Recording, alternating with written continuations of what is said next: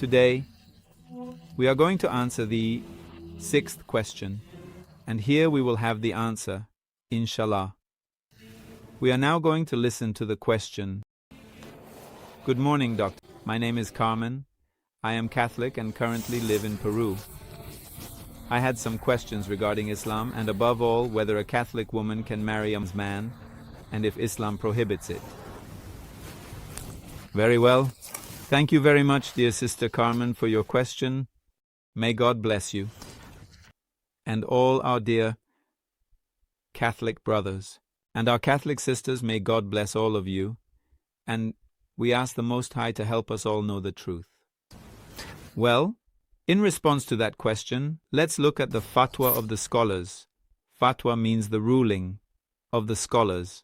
The first question is, why are we going to enter into a marriage? Marriage is for the purpose of reaching an agreement, to live together, to share life.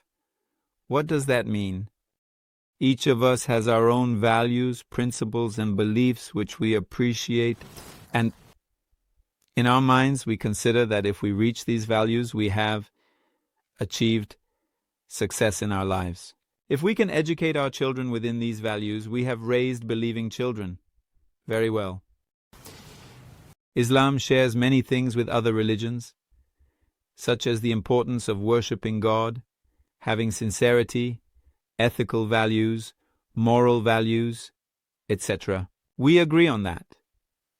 And we share many mystical, ethical, and moral concepts. But the great difference arises from the theological issue. Not everyone, but there are many who consider Jesus to be a true God.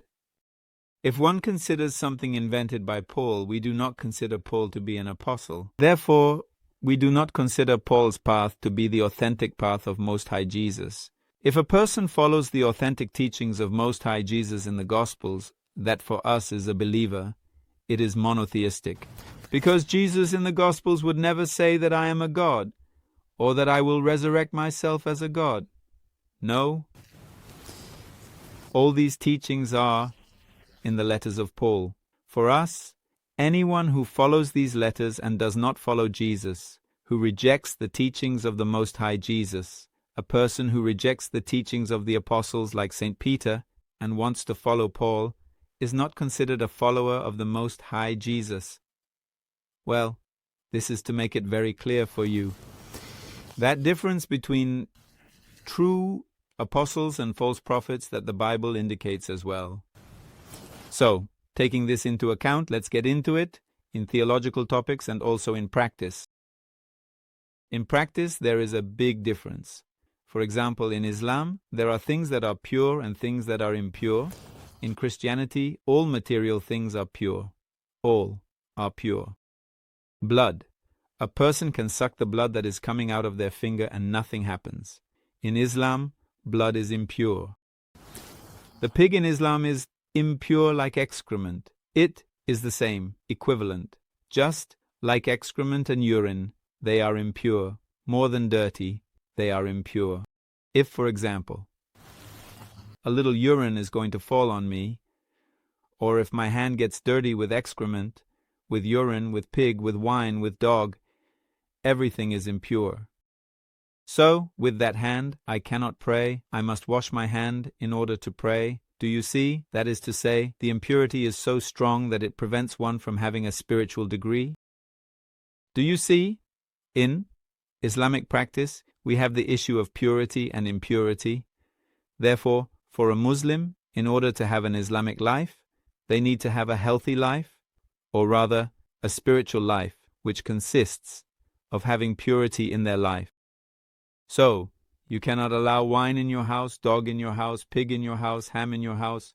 Those are in practice. On one hand, according to Islam, the father has the obligation to provide Islamic education to the children. The worst thing in a house is the contradiction between the father and the mother. If both want to inject their own deities, their own beliefs, the children will be left in a hellish conflict at home. So we always recommend to the brothers, if one wants to marry a believing woman, a Catholic, to help her learn more about Islam. And when she likes Islam, she says, yes, it is good, I respect it, I care about Islam. Although she does not practice Islam, just saying the Shahada is enough for her to be able to marry. What is Shahada? Shahada is a word for entering Islam. Even if a person does not practice anything, they still remain in their previous sins. But simply by saying that word, they enter Islam and can marry her. And those two words are Ashhadu an la ilaha illallah, I bear witness that there is no deity but God, and I bear witness that Muhammad is the messenger of God. Ready. In 2 sentences, a person, Muhammad is a biblical prophet. Muhammad is a prophet mentioned in the Bible. Even the word Muhammad, we have it in the Song of Solomon. It means that we as believers in the Bible can say, well, although there are parts of the Bible that are necessarily distorted, like the part that attributes sins to the great men of God, such as the prophet Lot, like the prophet David, like the prophet Solomon, unfortunately, that part is distorted by the Jewish priests, which says that the prophet Solomon died incredula al-Ayodobel. We take refuge in God from saying this lie against the great prophets of God. Do you not think that on the day of final judgment the prophet Solomon will be there? How, with what authority could they attribute these great sins to me? And that day is going to be very hard. I, being a believer, would never dare to say that, to disrespect that great prophet of God, Prophet Solomon. He was also a king, he was a prophet, and he also had governance. What is the problem?